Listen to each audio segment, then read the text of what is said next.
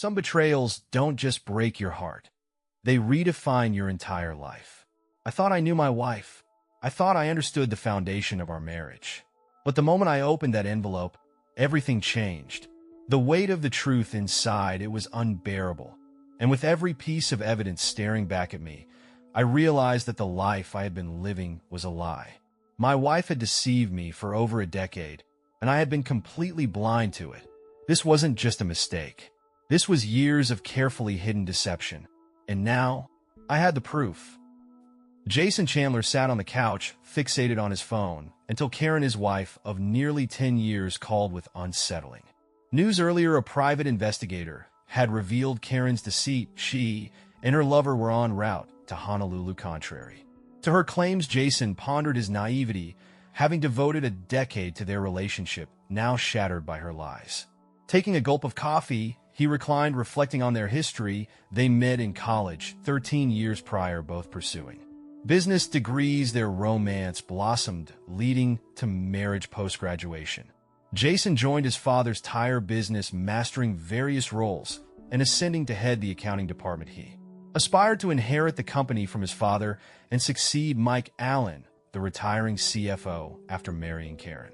Pursued a career as a realtor, excelling even during tough market times. They lived comfortably with a nice house and new cars, seemingly secure in their marriage. Though they were childless, he saw it as a blessing. Initially, Karen mentioned fertility issues, opting for tubal ligation despite suggesting adoption. She declined recently. Her increased social outing sparked his suspicion, especially her late returns home despite expressing his concerns. She dismissed them, attributing her absences to work stress. "What were you doing out so late?" he inquired as she returned home one night, looking disheveled with a scent of cigarettes clinging to her clothes. "Just hang out, having a few drinks," she replied defensively. "It's my business, Jace. I can take care of myself." Jason was taken aback by her tone, a departure from her usual demeanor. Seeing his reaction, she softened. "I'm sorry, Jace." She apologized. "It's just work stress getting to me. You've handled market pressures before.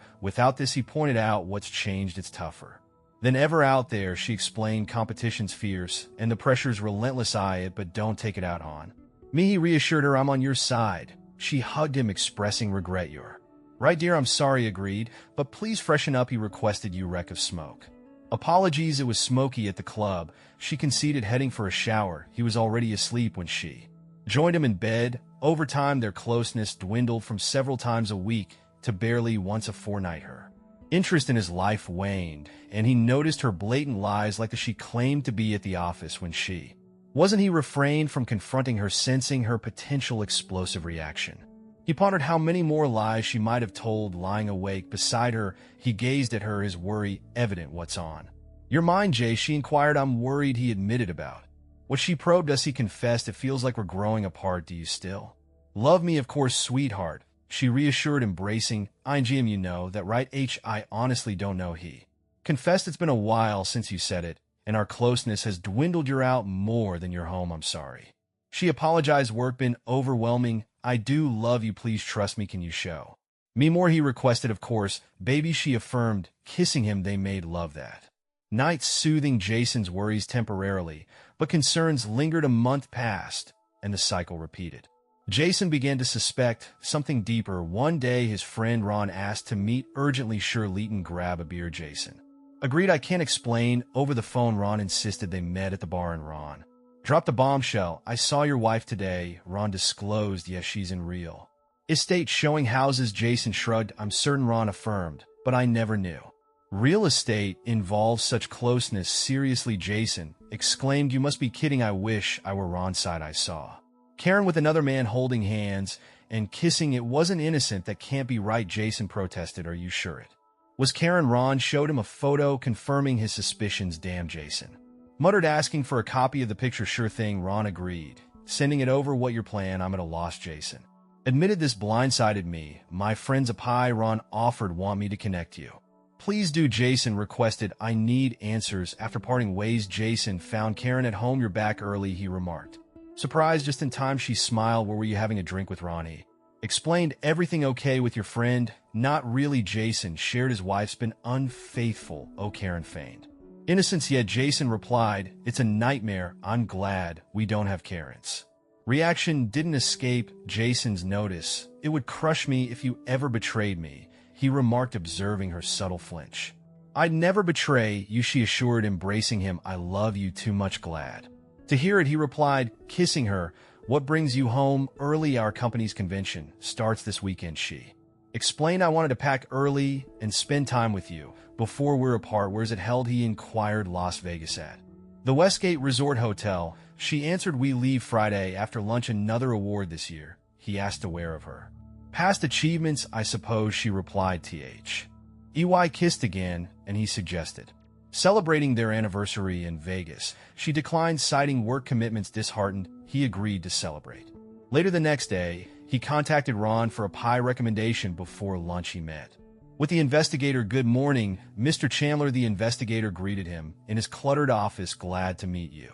Ron greeted, "Call me Jerry. What's the deal?" Jason briefed him on Karen's Vegas trip. "Vegas? Huh?" Jerry mused. "You think she's up to something?" "There could be." Jason admitted, "I've got contacts there who owe me favors." Jerry offered, "We'll keep tabs on her and can set up surveillance if you give me a room number. It'll cost extra." Expected as much, Jason nodded. "But I need to know the truth." Jerry handed him a digital audio recorder, easy to use. "Just slip it under her car seat." Voice activated. "Retrieve it later. She usually parks at the airport." Jason noted. "Perfect." Jerry nodded. "Weck. Handle it. If she slips up, we'll know. Here's my private line for updates." "Thanks," Jason said, taking the number. "Thanks," Jason said, writing a check from his personal account, not the joint one. They had separate personal accounts, and agreed to allocate up to 10% of their earnings. Jason usually spent his on clothes and gifts for Karen, saving for a cruise until now. That night, Karen packed for the trip. Jason offered to help, noticing her excessive luggage. Curious, he peeked inside and found birth control pills. Despite her previous claim of tool ligation, he photographed her belongings, noting club attire and revealing bikinis, including an open micro bikini he'd never seen her, where he discreetly placed an audio recorder in her car and ensured it was activated before locking up. This might be the last time, Jason pondered, sadly foreseeing their closeness fading as husband and wife. The next morning, Karen shared her hotel room number and promised nightly calls. "Love you," she said, kissing him. "Love you too," he replied. Watching her drive off at work, he informed Jerry of Karen's room number. "Got it, thanks." Jerry acknowledged, ready to deploy his team later. Karen called from the airport, planning to update him upon check-in. "Love you," she reiterated. "Love you too, baby," he echoed, internally concealing his doubts. When his father approached, sensing his distress, Jason confided in him. "That's rough, son." His father sympathized. "I never would have." "Guess same here, Dad," Jason agreed. "If you need us, we're here." His father offered. "Thanks, Dad." Jason appreciated. Leaving work early, he found Karen's car at the airport, retrieving the audio recorder.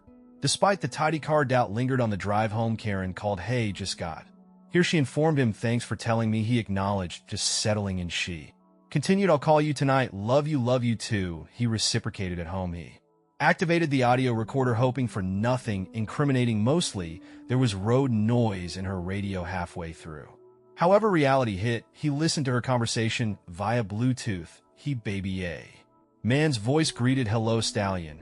She flirted. "A stud muffin." Jason scoffed internally. "Who's this clown? Last week was amazing." The man reminisced. "Glad you enjoyed it." She giggled. "Plans for next week already arranged." He confirmed. "Did you tell your husband?" "Not yet." She admitted. "I've got it handled." He suspect anything? The man inquired. "Nothing," she assured. "HEK clueless." "Hope you're right," he said. HEK believe anything she boasted. "Okay," he conceded. Pulling up to the airport, she announced, "See you at the hotel tonight." "Okay, can't wait," he replied.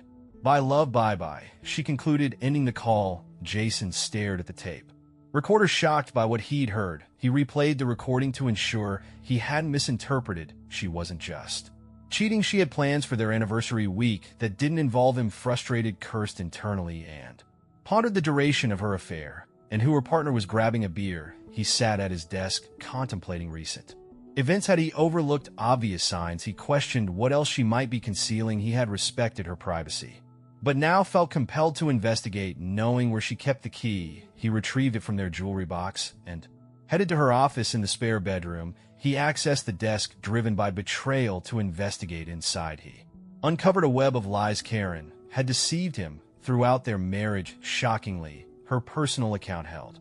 Over $250, far exceeding their agreed-upon savings limit. Examining her expenses, he found lavish gifts, including a pricey men's Rolex watch likely for her lover.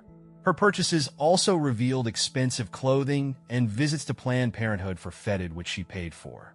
In cash, she pondered the paternity of the terminated pregnancies and her consistent use of birth control over the years. Additional, he discovered a receipt for Plan B pills purchased just days earlier, and there's more. He found a recent receipt for a hefty down payment on an apartment in an affluent neighborhood, pondering if it would serve as her love nest or an exit strategy. Other receipts revealed payments for utilities and new furniture, prompting him to consider if one of the keys he found was for her new place. Determined to investigate further, he powered up her computer, finding passwords conveniently listed beneath the keyboard. He accessed her email, surprised to find her credentials saved, indicating her confidence in her secrecy. Shockingly, he uncovered exchanges with Greg Wilson, detailing their carnal encounters dating back nearly a year when he first noticed changes in her behavior, initially meeting in hotel rooms they later revealed in houses she was selling. One email from 6 months prior provided some answers to his questions. "Did you handle that little issue?" Greg inquired. "Yep," Karen replied. "I went and had infanticide today. Shame you didn't keep the baby." Greg remarked, "You could have passed it off as Jason's. I can't do that," she explained. "He thinks I can't conceive. He'd figure out."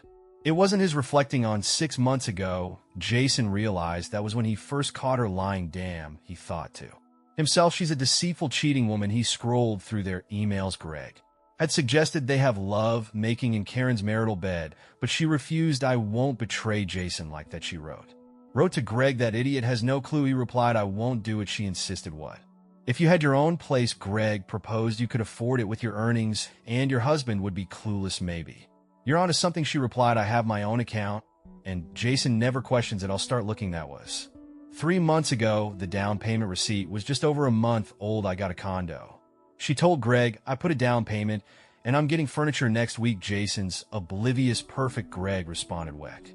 Have fun all over that place." Jason was stunned by this news. He kept reading the emails. "Why stay with your husband?" Greg asked. "Why not leave and get your own place? Believe it or not, I care for him," Karen said. "He may be a cocky accountant at a tire store chain, but I have feelings for him, and he treats me right. I got the condo so we could meet without risking exposure at hotels. Plus, you're still married. Hey, just give the word and I'll dump Chris." Greg offered a headache. Latency after the conference, Karen replied. "What happens after the conference?" Greg pondered. Jason began printing out Karen's letters and copying the receipts he had discovered just as he was doing so. Karen's number flashed on the display. "Hello," he answered cautiously. "It's me, baby." Karen greeted. "Are you okay? You sound off." "Got a pounding headache," he lied, not wanting to tip her off. "Just settling in for the night," she informed. "Take something for that headache and rest. Love you and miss you," she added. "Yes, same here," he muttered by ending the call. He pondered if she noticed his lack of affectionate words and truth.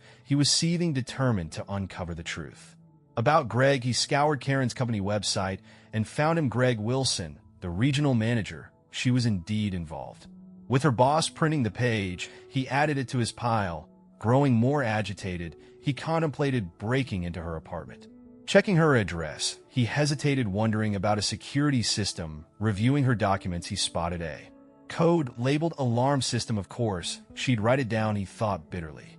Closing her laptop, he left, grabbing latex gloves from the garage to avoid leaving evidence. Finding her complex, he parked in her spot and approached her door. Donning his gloves, he tested a key from her jewelry box. The door yielded, and he entered. Spotting the alarm remote, he input the code he discovered and ensured the alarm was disarmed. Switching on the light, surveyed the apartment, admiring Karen's furniture choices. She's always had good taste, he mused. Shame her loyalty doesn't match her decor preferences as expected. There were no pictures of him. This was her love nest, her retreat from their marriage. Stepping into the kitchen, he noted a few plates and utensils. The fridge was empty, the pantry bare. Surprisingly, the house was fully furnished, adorned with flower portraits, and boasted a large flat screen TV. Entering the bedroom, he found it likewise furnished with lace curtains cascading elegantly over the windows.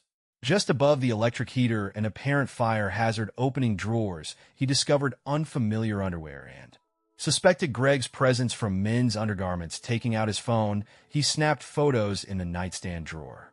A card from Greg confirmed his suspicions. Thanks for the watch, it read. Looking forward to your housewarming. Love. Greg anger surged. He imagined confronting Greg. More clothing, both male and female, filled the dressing room and the master bathroom. He noticed 2 toothbrushes by the sink and his and hers towels next to the shower. He grabbed his phone, snapping a few more photos in the second bedroom. A small desk and chair were the only furnishings, and network cable lay on the desk, likely for her laptop. Amid the letters addressed to her, all from utility companies, he and Sir Ed, her name and address were visible in the pictures. Lace curtains like those in the bedroom covered the windows here, also draping over the electric heater, he noted. Several potential fire hazards, including the absence of smoke detectors in the bedrooms and the aged one in the kitchen. He wondered if it even had a battery. Confirming everything was as he found it, he switched off the lights, activated the security system, and departed, double-checking the locked door. Returning to his car, he pondered his next steps. Divorce was inevitable. He couldn't trust her again, even if she severed ties with her lover and relinquished the apartment. Aware men often fare poorly in such situations, he hoped her higher income would spare him alimony. Consulting a lawyer seemed wise before proceeding. He also hoped her sole ownership of the apartment meant he wouldn't have to surrender their home or divide its sale proceeds. He felt she had abandoned him by purchasing the apartment secretly, with no children. Custody and support were non-issues, but he wanted retribution for their betrayal. Violence was out of the question. He had no desire for jail time. Returning home, he searched the phone book and aided an ad for Gregory Wilson. Hoping it was the same Greg Wilson, he dialed the number. Wilson residence. A woman's voice answered. Is this Mrs. Wilson? He inquired. Yes, it is, she confirmed. Who am I speaking to? Jason Chandler, he introduced himself. Your husband is the regional manager for Acme Real Estate, he verified.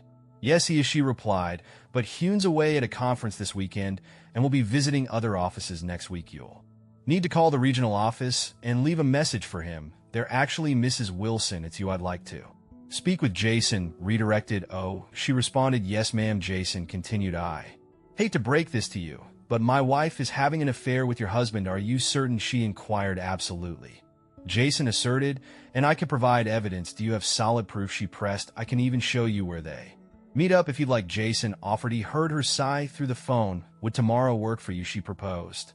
Certainly, Jason agreed. What time suits you best? Around 1 o'clock in the afternoon, she suggested, providing her with Ken's apartment address and directions. Jason concluded, I'll see you then. Before ending the call, grinning, he approached his desk and began drafting a to-do list. First on the agenda, Chong the door locks. Ensuring it was done before meeting Greg's wife at Karen's place, the temptation to drown his sorrows in booze crossed his mind, but he dismissed it, opting instead for a cold pizza slice. He mulled over his options. Satisfied, he ascended the stairs and retired for the night. Early the next day, he visited the hardware store, purchasing supplies to replace the locks and crafting an extra key for the apartment. By noon, all locks were switched. After showering, he grabbed his audio recorder and the printed emails from Karen's account, then headed to her apartment to rendezvous with Greg's wife. Spotting Karen's car, he approached a Toyota Corolla nearby, where an attractive dark-haired woman sat. Knocking on her window, he inquired, Are you Christy Wilson? She confirmed her identity, and he opened the door for her.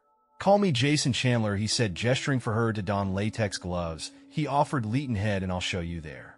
Hideaway. Using the spare key, he successfully unlocked the door, deactivating the security alarm. As they entered, Jason guided her into the bedroom, opening drawers and revealing Greg's clothes in the closet. Oh my God, she exclaimed. I've been searching for these for weeks. I wondered where his clothes were disappearing. Has your husband been sporting a Rolex watch lately? Jason inquired. She affirmed, mentioning it was a gift from management. Shaking his head, Jason retrieved a card from Karen's nightstand. Displaying it to her, reading the note, she burst into tears. Is that his handwriting? Jason questioned. Yes, she sobbed. But wait, there's more, he added, presenting the emails and activating the audio recorder. Tearfully, she read the emails before listening to the Friday recording. I'm sorry, Jason said, embracing her and restraining his own emotions. It's not your fault, she assured. I've suspected something, but lacked proof. Composing herself, she faced him. So what's the plan? She inquired. I'm filing for divorce, he declared, and I'll kick him out as soon as I lay eyes on him, she vowed suddenly. She brightened. I have an idea, she exclaimed. What if we help them move in together here? Jason pondered momentarily. Before smiling, I like it, he agreed, but we need to act fast. They'll be back soon. Greg said he'd be away for a week after the convention. She revealed, I bet Karen will find a reason to leave too. Recalling the recorded conversation, Jason cursed. Damn, you're right, he admitted, but I want her stuff out of my house. Prano agreed. She concurred. Meet me back here in 3 hours. Sounds good. Jason agreed. I'll bag her stuff. I should be back in time. See you. Then she said, rising. Jason observed her, struck by her petite estate and charm. He couldn't fathom why Greg would cheat on her. They left the condo and arrived 3 hours later, their cars brimming with bags of the couple's belongings, dumping the bags in the sparsely furnished second bedroom. They didn't worry about breakage, knowing it would take the cheating spouses hours to sort through everything. I don't know about you, but I wasn't too careful with his stuff, she remarked. Jason chuckled. Same here, he admitted, sharing a high five with her. Glancing at her, he announced, I don't know about you, but I'm famished. Me too, she agreed. I could really go for a juicy hamburger. A big cheesy one sounds perfect, he replied. I know just the spot. Care to join me? My treat. Lead the way, she replied, heading towards the bar he frequented with Ron. She followed. Upon parking, Christy eyed the building skeptically. A bar, she questioned. Trust me, he assured. They serve the best burgers here. You'll love it. Okay, she acquiesced, but I hope you're not planning to ply me with booze and take advantage. Chuckling, he reassured her. As tempting as that sounds, I wouldn't do that, he quipped. Darn, she joked, laughing. Inside, they ordered beers, burgers, and fries, exchanging stories about their failed marriages over the meal. Their narratives shared similarities, meeting in college, quick marriages, but diverging desires regarding children. He inquired if she was a CPA, to which she replied negatively, expressing hopes of pursuing it someday. Jason shared his professional background, mentioning opportunities in his field. Maybe we can help each other out if you give me your resume, he suggested. I can certainly do that, Mr. Chandler, she responded, taking a bite of her burger. His cell phone interrupted the moment with Karen's caller ID flashing. Answering in a neutral tone, he greeted. Hello. Karen's voice, slurred from booze, came through. Hey, baby, she chirped. What are you up to? Just grabbing a burger at the bar, he replied. What's going on with you? Guess what? She blurted out. I won the Best Salesman Award, she announced before he could respond. Congratulations, he said flatly. Yes, and they want me to stay in Vegas next week to work with their agents, she continued, fabricating. He already knew it was a lie. That's great news, he fed enthusiasm. What about our anniversary this Wednesday? He reminded her. I know, and I'm sorry, she apologized. Maybe we can celebrate next weekend. No worries, he assured. I understand your work is important. I wouldn't want you to miss a big opportunity. What's that supposed to mean? She queried. Nothing, he brushed it off. Just that our 10-year anniversary only happens once, but I know your job matters to you. Don't stress about it. Yes, work matters, but I thought you'd be happy for me, she said. I am, he insisted. Go work with your agents. I'll be fine. I love you, she affirmed. Good, he replied. Me too. By ending the call, he turned to Christy. That's that, he informed her. She shook her head sympathetically. She picked Greg over your anniversary, she remarked, placing a comforting hand on his. He fought back, tears. A man he barely knew showed more concern than his own wife. What a disappointment. I'm sorry, she offered. Thanks, he managed, attempting a smile. He retrieved Jerry's card and dialed his private number. Jerry, he greeted when the older man picked up. Jason, Chandler here. Just spoke to Karen, and she claims she'll be in Vegas for another week. And you don't buy it? Jerry inquired. Not for a second, Jason confirmed. I was just working on your report, but I'll have my guys surveil them and see what unfolds. Jerry continued. We can proceed. The conference wrapped up a couple of hours ago, and they're apparently enjoying themselves. Most attendees will be heading home tomorrow. Oh, and your wife and her lover spent last night together. I've got footage you might want to see. I'll email it to you, included in my report. That'd be great, Jerry. Jason acknowledged. Thanks. Ending the call, he turned to Chrissy. Tomorrow, we'll get to the bottom of this, he stated. My pie caught those two lovebirds spending the night together. He's sending over some video footage. Would you care to watch it with me? Not particularly, she admitted, but I feel like I should. Understandingly, he nodded. Well, Leighton, head to my place, he suggested. Rising after settling the bill at the bar, they departed for his house. Once there and settled in his office, the video arrived in his email. Would you like a drink before we start? He offered. Sure, she accepted. Cola if you have it. I'll grab 2 colas, he agreed, heading to the kitchen. Returning with cold sodas, he initiated the video, and they observed Karen and Greg engaging in various carnal acts. Both Christy and Jason struggled to contain their emotions as they witnessed their spouses enjoying each other's company. The ensuing pillow talk was even more heartbreaking. What do you reckon our spouses are up to right now? Karen inquired. If I know Chris, she's probably glued to one of her dull movies, Greg replied, or nose deep in one of her sill. Why books? Yeah, I get what you mean, she agreed. I imagine Jason's buried in another one of his tedious spreadsheets or poring over stock reports. Greg smirked. You think he's out here saving the world or something? I mean, come on, his old man's company sells tires for crying out loud. What's the big deal? So have you decided what you're going to tell that idiot after tomorrow's awards banquet? Yep, she confirmed. I'll just say I was requested to stick around in Vegas for a week filling in for the local reps.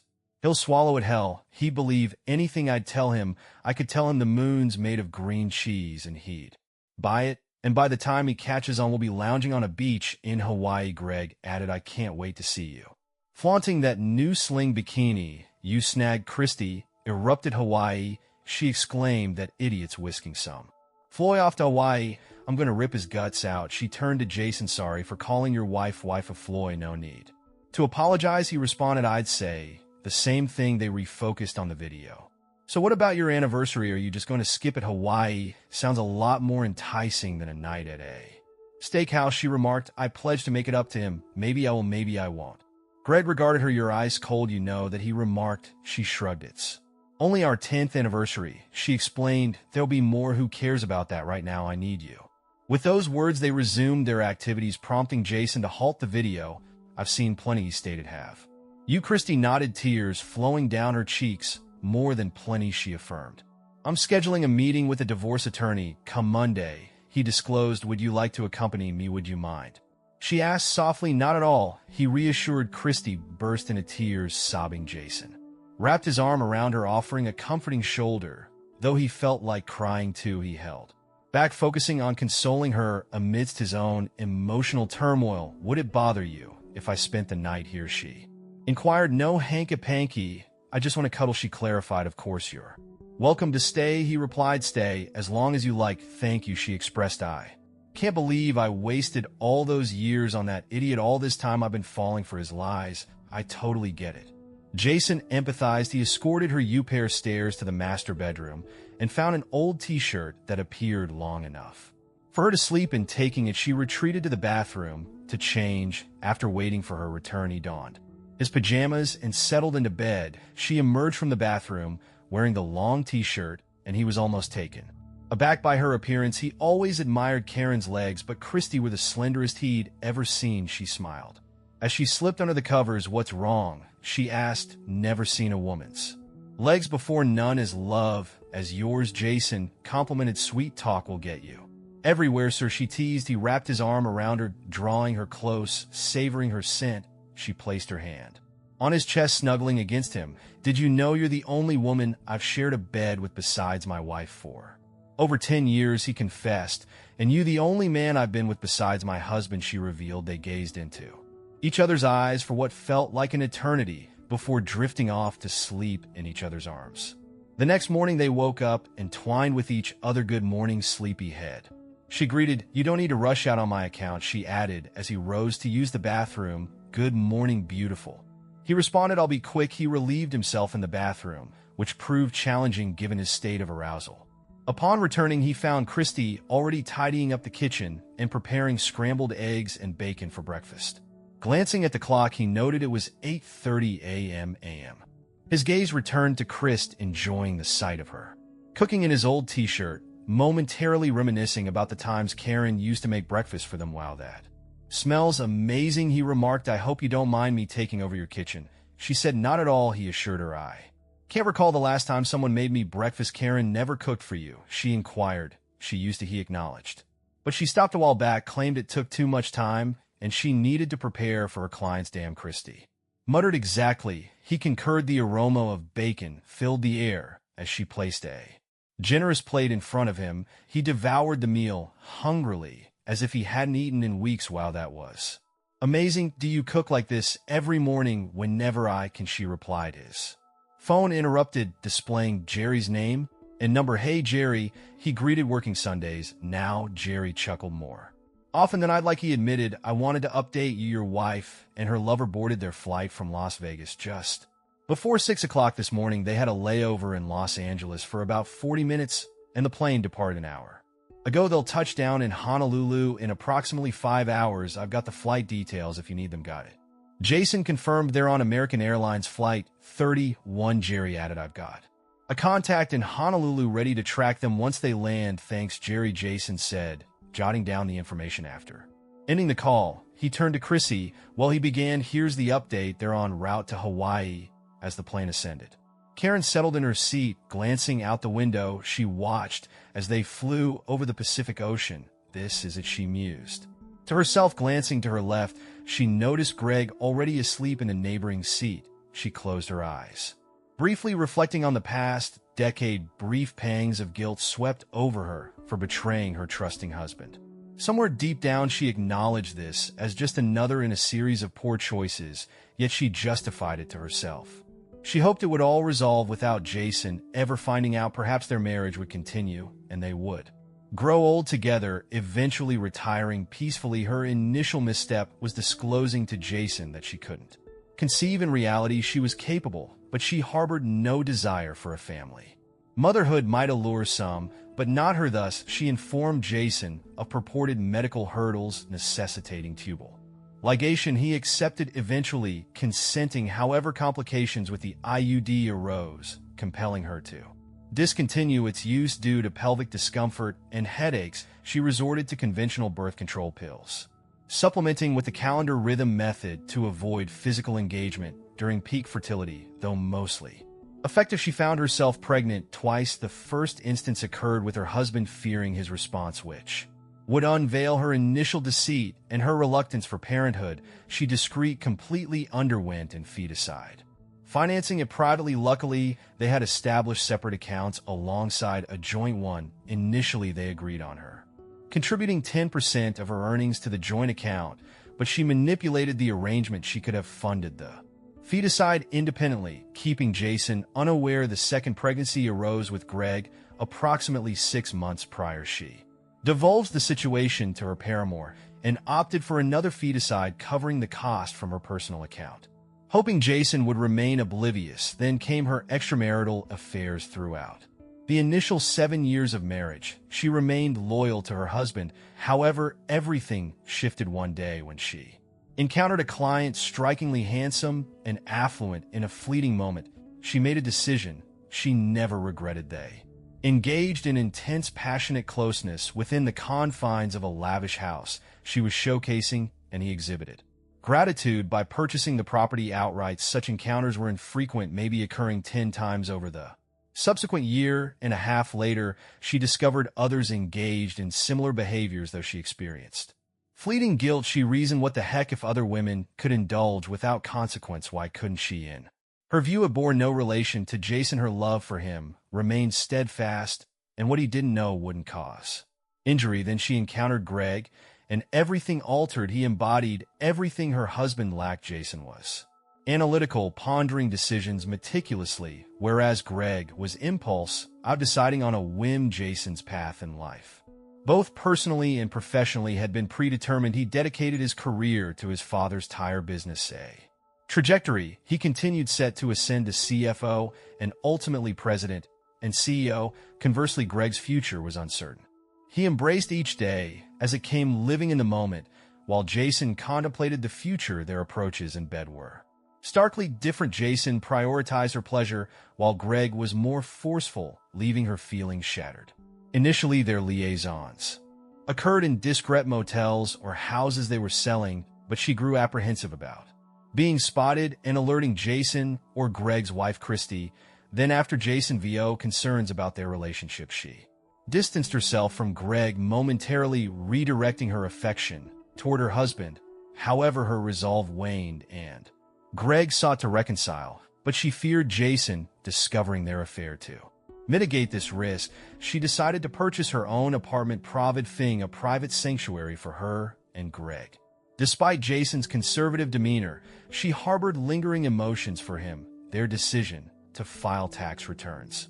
Separately facilitated her departure with Greg, while still benefiting from tax breaks. It seemed like a win-win situation, or so she convinced herself. These events culminated in her plan to spend a week in Hawaii, with Greg masking her absence from the office as a vacation with her husband after their corporate meeting. Simultaneously, Greg informed his wife of his upcoming travels, a routine occurrence. She deceived Jason, claiming a week-long trip to Vegas, confident that he would believe her every word, although she regretted missing their 10th wedding anniversary. She vowed to compensate upon her return, ensuring her secret remained intact. She grinned as she gazed at the azure water beneath them, thoughts drifting to Hawaii. Greg had purchased a daring open bikini for their trip, eager to watch her undress and indulge in beachside self-pleasure. The notion stirred arousal between her thighs, tempting her to succumb to the urge right then and there. Contemplating a clandestine bathroom rendezvous later, she glanced at her phone, half expecting a message from Jason. His preference for calls or face-to-face communication didn't surprise her. A smirk played on her lips. A sudden shudder and change in engine pitch hinted at turbulence as the plane dipped and the engines altered their tone. Dread crept in. Glancing out the window, she realized the gravity of the situation. Panic erupted in the cabin, gravity pressing her into her seat. The sight outside confirmed their descent. Oh God, she thought, resignation flooding her. This is it. We're going down. I'm going to die. Oxygen masks deployed. Passengers, including Greg, screamed as flight attendants braced them for the inevitable. Tears streaming, she cast a final glance at her phone, steeling herself for one last decision. Jason and Christy wrapped up breakfast, tidying away the last of the dishes before returning to the table to strategize about their unfaithful partners. Jason admired Chris's analytical skills, feeling a newfound closeness with her that had been absent with Karen for months. As he returned to the table with a fresh cup of coffee, his phone buzzed, displaying Karen's name and number. Putting it on speaker, he answered, greeted by Karen's panicked voice amidst background clamor and distant shouts. Jace, she yelled, barely audible over the chaos. Karen, what's happening? He asked, straining to hear. Plane down, sorry. Her voice crackled before the call abruptly ended. Stunned, Jason and Christy exchanged glances, attempting to call Karen back proved futile as it went straight to voicemail. Turning to Christy, Jason urged her to contact Greg. Rushing to retrieve her phone from her purse, Christy dialed Greg's number, but it too went unanswered, diverting to voicemail. Jason headed to his home office, powering up his computer to seek more information. After finding the airline's contact number through a search engine, he dialed, and after initial refusal managed to speak with someone who confirmed they were investigating reports of the plane crash, leaving his and Christie's contact details along with Karen and Greg's. He was assured they would be notified of any updates. With nothing further to find online, he estimated it would be at least an hour before they received any news. They headed to the front room, switching on the TV in hopes of catching any news updates. Jason flicked through channels, but there was no breaking news reflecting on the events leading up to this moment. He glanced at his phone. Finally, a news network flashed a report that an American Airlines flight bound for Honolulu had crashed in the Pacific Ocean, though without providing specifics. Oh God, Chris exclaimed, her hand covering her mouth. Jason embraced her silently, praying for Karen's safety. Despite the strain in their marriage, he couldn't bear the thought of her perishing. An hour later, the phone rang. Jason muted the TV and answered. Mr. Chandler, a woman's voice inquired. Speaking, he confirmed, I'm calling to inform you that your wife's flight has crashed. She relayed, I have no further details at this time, but we will update you as soon as we learn more. Thank you, Jason responded, ending the call. He and Christy held each other, tears welling in their eyes. Shortly after, Chris' phone rang, delivering the same grim news. Soon after his father called, it wasn't uncommon. His parents often reached out upon hearing news like this. Hey, Jace, his father greeted. Hi, Dad, how are you? Jason replied, just got back from church. Did you see the news about the accident? His father inquired. Yes, I did, Jason confirmed. It's awful, his father lamented.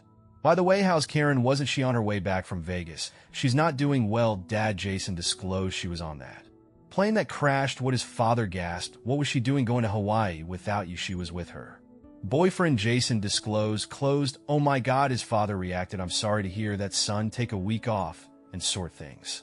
I'll let me know if there's anything we could do. Just give me a call. Okay, thanks." Dad Jason expressed gratefully. He wrapped up the call, his mind swirling with a mix of emotions. On one hand, he felt a deep sorrow knowing Karen was likely gone, yet anger simmered within him for her betrayal as well as at himself for not standing up to her. Strangely, the absence of divorce didn't disturb him. However, the realization of shouldering Karen's final expenses, including the apartment, jolted him. Damn. He muttered. He glanced at Christy, pondering how she'd cope. What steps would she take? An idea struck him, prompting him to approach her. "Christ," he began, "why not sell your apartment and move in here with me?" She met his gaze, tears brimming in her eyes. "Are you serious?" she questioned. "Absolutely," he affirmed. "There's a spare room upstairs, and with the upcoming challenges, maybe we can support each other through it all."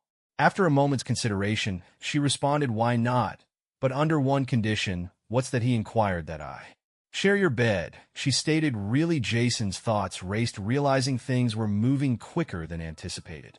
Dismissing doubts, he resolved to seize the moment. "Sure," he agreed. "It's been ages since I felt genuinely comfortable with my husband. Last night was the first time in years I felt fulfilled." "Is that all?"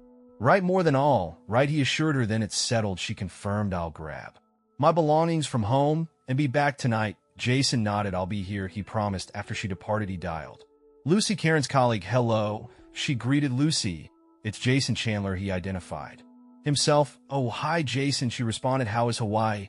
"I'm not sure," he admitted. "I hear it's lovely this time of year." Why? Lucy's tone shifted. "Karen mentioned you too. We're heading there after the company meeting. I assumed you were en route." "Actually," Jason clarified, "Karen went, but not with me. She went with Greg." "What?" Lucy exclaimed, taken aback. "That's right," Jason affirmed. "However, neither of them made it. The plane they were on crashed in the Pacific Ocean today. You might have seen it in the news." "Oh no," Lucy gasped. "Do you know if she survived?" "I doubt any of them did," Jason responded solemnly. "I'm deeply sorry." Lucy offered sympathies. "Please accept my condolences. Also, the company has life insurance for all employees. I'll handle the paperwork, but I'll need details from the airline. Can you provide them?" "Yes, I'll gather what I can," Jason promised.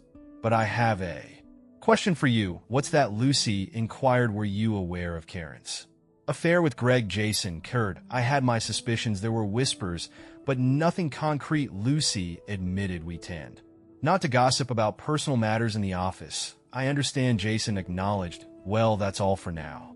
I'll be in touch." "Thank you," Lucy responded. "And again, my condolences." That evening, while watching television with Kristen, news report about the crash aired. It stated that the plane's final moments were captured by a crew member aboard a cargo airliner only a couple of miles from the crash site. The TV station aired an amateur video showing the plane rapidly descending nose first. The plane appeared to disintegrate upon impact with the water. The report conveyed the cargo ship altered its course to in the search for survivors. While they retrieved several bodies from the water, unfortunately, there were no survivors. Additionally, they recovered a significant amount of luggage, which included belongings belonging to Karen and Greg. However, their bodies were not among those recovered. In the following months, Jason and Christy experienced a whirlwind of activity. Chris moved in with Jason and sold her own house. Jason had to handle Karen's apartment, which held nothing of value to him. Consequently, he donated everything to Goodwill, which gladly accepted it. Later, he sold the apartment, recouping Karen's original investment. Both Jason and Chris received a $500,000 insurance payout from Acme Real Estate for the loss of their spouses. They promptly began erasing any remnants of Karen from their lives. They discarded photos, stowed away knickknacks, and replaced furniture. Especially the bed. Family members took what they wanted, and the rest, including 2 cars, was either sold, donated, or scrapped. Jason also navigated the complexities of closing Karen's bank accounts. After months of paperwork, Jason received a check for approximately $250,000. Lawyers approached Jason and Christy seeking to profit from the accident. Further investigation revealed that the crew misinterpreted onboard computer warnings and made incorrect decisions. The plane descended at a rate of about 12,000 feet per minute, crashing into the water at roughly 135 miles per hour. A Journey lasting just over 3 minutes, Jason imagined Karen's last moments some. Spent on the phone with him as harrowing, he believed her final act was one of regret, realizing she was hurtling towards her demise with no chance of escape. Nevertheless, Jason deemed it too little too late. Fortunately, the airline reached a settlement with all affected families, compensating each passenger with just over $175,000. Jason and Chris received a total of over $1.6 million after accounting for taxes. They still had a substantial sum, since neither Karen's nor GRE's remains were recovered. No funeral took place. However, Jason and Christy organized memorial services mainly for their families. They didn't shed tears for their deceased spouses. 3 months into her tenure, Chris left her job to move in permanently with Jason. By then, they were deeply in love. One evening, while dining at a local Texas roadhouse, Jason proposed to Chris on one knee. She joyfully accepted, eliciting applause from nearby patrons. "It's high time you made an honest woman out of me," she whispered to him. "Why?" he asked. "Because you're going to be a father," she revealed. Overwhelmed with joy, Jason showered her with kisses. "I love you more than anything," he expressed, "and I love you even more," she reciprocated. "Just one request." "What is it?" he inquired. "Please don't ask me to fly anywhere," she pleaded, laughing. Jason embraced her tightly. "Don't worry, my dear," he assured her.